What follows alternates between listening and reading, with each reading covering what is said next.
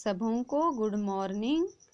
आज हम लोग समास के प्रकार में चौथा प्रकार पढ़ेंगे। चौथा प्रकार है कर्मधारय समास। तो सबसे पहले हम इसकी परिभाषा के बारे में जानकारी प्राप्त करेंगे। कर्मधारय समास का परिभाषा है वह समास जिसका पहला पद विशेषण तथा दूसरा पद विशेष्य होता है अथवा एक पद उपमान एवं दूसरा पद उपमेय होता है, उसे कर्मधारय समास कहते हैं। इसमें पहला पद विशेषण तथा दूसरा पद विशेष्य होता है या पहला पद उपमान तथा दूसरा पद उपमेय होता है। तो ऐसे समस्त पदों को हम कर्मधारय समास कहते हैं। तो सबसे पहले हम लोग विशेषण, विशेष्य तथा उपमान एवं उपमेय के बारे में जानकारी प्राप्त करेंगे कि विशेषण किसे कहते हैं। तो सबसे पहले विशेषण संज्ञा या सर्वनाम की विशेषता बतलाने वाले शब्द को ही क्या कहते हैं? विशेषण। और विशेष्य जिस शब्द की विशेषता बताई जाए उसे विशेष्य कहते हैं। उपमान जिससे उपमा दी जाए, जिस शब्द से उपमा दी जाए उसे उपमान कहते हैं। उपमेय जिसकी उपमा दी जाए उसे उपमेय कहते हैं। मतलब यहाँ एक दूसरे से तुलना की जाती है कर्मधारय समास में। तो उदाहरण के आधार पर हम लोग इसको और अच्छी तरह से समझ सकते हैं। तो पहला है नील गगन। समास विग्रह नीला है जो गगन। तो यहाँ नील क्या है? नीला शब्द विशेषण है और गगन विशेष्य। गगन किसके समान? गगन का रंग कैसा है? नीला है। तो नीला है जो गगन। तो यहाँ नीला शब्द विशेषण हो गया और गगन शब्द विशेष्य। उसी प्रकार महादेव, महान है जो देव।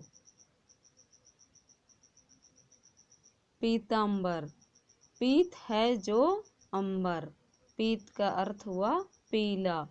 तो पीला है जो अंबर। पीला क्या हो गया? विशेषण शब्द हो गया और अंबर विशेष्य। उसी प्रकार उपमान उपमेय का उदाहरण पहला कनक लता। समास विग्रह कनक के समान लता। तो यहाँ कनक शब्द क्या हो गया? उपमान और लता शब्द उपमेय। लता किसके समान है? कनक के समान। कनक का अर्थ क्या होता है? सोना। घनश्याम, घन के समान श्याम। श्याम किस प्रकार का है? घन के समान। तो घन यहाँ उपमेय हो गया और श्याम घन क्या हो गया? उपमान हो गया और श्याम उपमेय। चंद्रमुख, चंद्र के समान मुख। मुख किस प्रकार का है? चंद्र के समान। यहाँ मुख की तुलना किससे की गई है? चंद्रमा से। तो चंद्र क्या हो गया? उपमा हो गया और मुख क्या हो गया? उपमेय जिसकी उपमा दी जाए। तो यहाँ मुख की उपमा किससे दी गई है? चंद्रमा से। इसलिए यह चंद्र क्या कहलाएगा? उपमान और मुख उपमेय। तो कर्मधारय समास में तुलना की जाती है। इसको पहचानने का तरीका क्या है? जब समास विग्रह करते हैं तो है जो शब्द आएगा और के समान। तो हम समझ जाएंगे कि यह कौन सा समास है? कर्मधारय समास।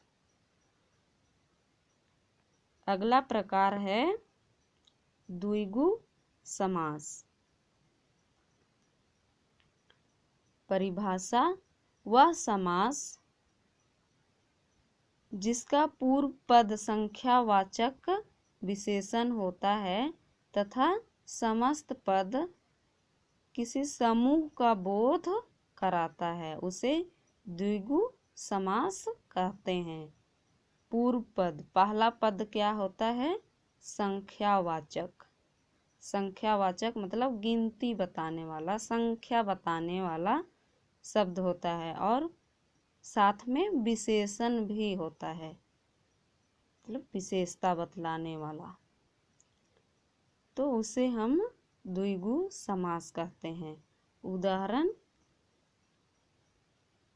पंचवटी, 5 वटों का समूह, मतलब 5 वट वृक्षों का समूह। पंच क्या हो गया? ये संख्यावाचक शब्द हो गया। वटी किसकी? वृक्ष का। शताब्दी, समास विग्रह 100 सालों का समूह। चौराहा, 4 राहों का समूह। तो पहला पद या पूर्व पद क्या होता है?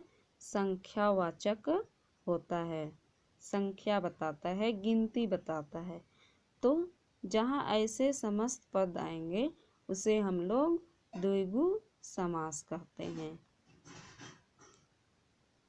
अगला छठा प्रकार है बहुव्रीहि समास।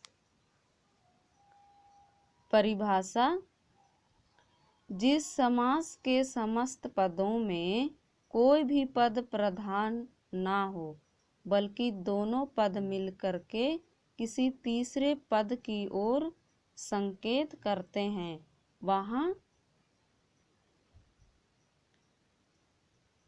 बहुव्रीहि समास होता है। जिस समास के समस्त पदों में कोई भी पद प्रधान ना हो बल्कि दोनों पद मिल करके किसी तीसरे पद की ओर संकेत करते हैं वहाँ बहुव्रीहि समास होता है। तब जितने भी हम लोग देखे 5 समास के प्रकार, उसमें कोई ना कोई पद प्रधान होता था, बल्कि बहुव्रीहि समास में कोई भी पद प्रधान नहीं होता है बल्कि दोनों पद मिलकर किसी तीसरे पद का निर्माण करते हैं या तीसरे शब्द का निर्माण करते हैं, तो उसे हम बहुव्रीहि समास कहते हैं। उदाहरण, 10 कंठ, समास विग्रह 10 कंठ है जिसके। 10 कंठ वाला कौन है? रावण।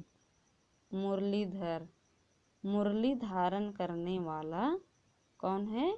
कृष्ण। निशाचर, निशा में विचरण करने वाला, रात्रि में घूमने वाला कौन है? राक्षस। उसी प्रकार वीणा पानी, वीणा को धारण करने वाली कौन है? सरस्वती माता। तो आज के लिए इतना ही। धन्यवाद।